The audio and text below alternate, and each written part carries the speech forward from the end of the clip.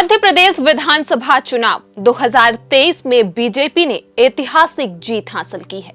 लाडली बहनों का जादू कुछ ऐसा चला कि बीजेपी 160 का जादुई आंकड़ा भी पार कर गई, जबकि कांग्रेस करीब 1/4 सीटों पर ही सिमट कर रह गई। हर अंचल से जनता ने मानो कमल बरसाए हैं और पंजे को पूरी तरह से दरकिनार कर दिया है। ग्वालियर चंबल से शुरू हुआ बीजेपी का विजय रथ धीरे धीरे बुंदेलखंड, मध्य, महाकौशल, विंध्य होते हुए मालवा निवाड़ में आंधी की रफ्तार से आगे बढ़ा।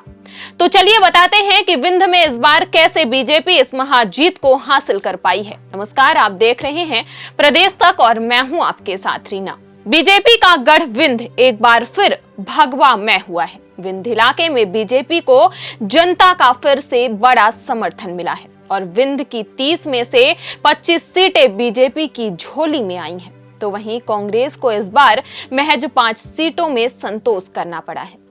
विंध्य में पिछली बार भी बीजेपी को 24 सीटें हासिल हुई थी, जबकि कांग्रेस को 6 सीटों से संतोष करना पड़ा था। वहीं आपको बता दें कि आने वाले कई वर्षों तक मध्य प्रदेश का नाम शायद ही कोई भूल पाएगा, क्योंकि राजनीति के सबसे माहिर खिलाड़ी शिवराज सिंह चौहान ने आखिरी गेंद में फ्रंट फुट पर खेलते हुए शानदार छक्का लगाया, जिसकी बदौलत बीजेपी राज्य में एक बार फिर से सरकार का गठन करेगी। ऐसे में आज हम विंध्य क्षेत्र की बात करेंगे, जो कभी कांग्रेस का मजबूत गढ़ हुआ करता था, लेकिन पिछले चुनाव से यहाँ पर कांग्रेस की छवि धूमिल हो गई है। रीवा से ही 8 सीटों की बात कर लेते हैं। रीवा राजेंद्र शुक्ला भाजपा से जीते हैं। उन्होंने कांग्रेस के राजेंद्र शर्मा को शिकस्त दी है। सिरमौर की बात करें तो यहाँ बीजेपी के दिव्यराज सिंह ने जीत हासिल की है।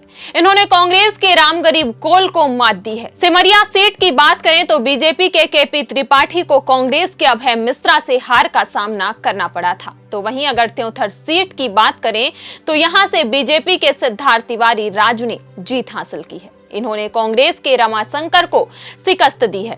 तो वहीं मऊगंज से प्रदीप पटेल बीजेपी से जीते हैं। देवतालाब से बीजेपी के गिरीश गौतम, मनगमा से बीजेपी के नरेंद्र प्रजापति। इन 8 सीटों में सिर्फ एक सीट ऐसी है जिसमें कांग्रेस ने जीत हासिल की है। अभय मिश्रा पिछला चुनाव रीवा से लड़े थे। उन्होंने भारतीय जनता पार्टी के सबसे मजबूत प्रत्याशी राजेंद्र शुक्ला को संकट में डाल दिया था।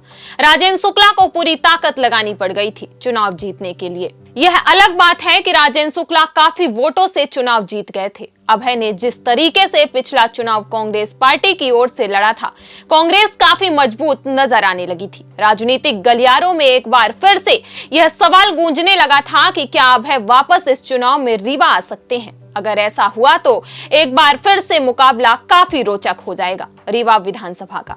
लेकिन उन्होंने इस बार सिमरिया विधानसभा से चुनाव लड़ा और जीत हासिल की। उन्होंने बीजेपी से केपी त्रिपाठी को शिकस्त दी है। अब बात कर लेते हैं सीधी की, यहाँ से कौन जीता और कौन हारा। यहाँ पर कुल 4 विधानसभा हैं, जिसमें 3 सीटों पर बीजेपी का कब्जा है तो 1 सीट पर कांग्रेस का। तो अब बात कर लेते हैं इन 4 सीटों की, कौन किसे मात दिया। सीधी विधानसभा की बात करें तो यहाँ से बीजेपी से रीति पाठक ने जीत हासिल की है। इन्होंने कांग्रेस के ज्ञान सिंह को शिकस्त दी है। चुरहट सीट की बात करें तो इन 4 विधानसभा में यही वो एक सीट है जहां पर कांग्रेस से अजय सिंह ने जीत हासिल की है। इन्होंने बीजेपी के सरतेंदु तिवारी को मात दी है। चुरहट से कांग्रेस नेता अजय सिंह राहुल भैया ने अपनी 2018 वाली हार की कसर पूरी कर ली है। उन्होंने अच्छी बढ़त के साथ अपनी सीट पर जीत हासिल की है। हालांकि उनके लिए वक्त कुछ खासा सही नहीं है, क्योंकि उनकी पार्टी चुनाव हार गई है। अगर सिहावल सीट की बात करें तो यहां से बीजेपी के विश्वामित्र पाठक ने जीत हासिल की है। इन्होंने कांग्रेस के कमलेश्वर पटेल को मात दी है। अब बात कर लेते हैं आखिरी सीट धौहनी की। यहां से भी बीजेपी के कुंवर सिंह टेकाम ने जीत हासिल की है।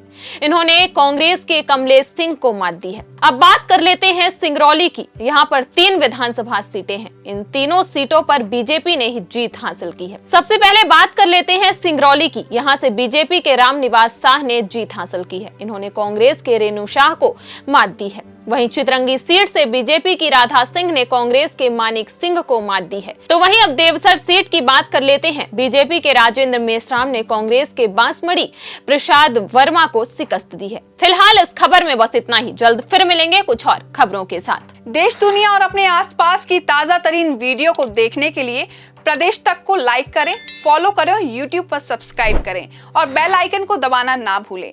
साथ ही ऐसी ताजा अपडेट के लिए pradesh tak.com पर विजिट करें।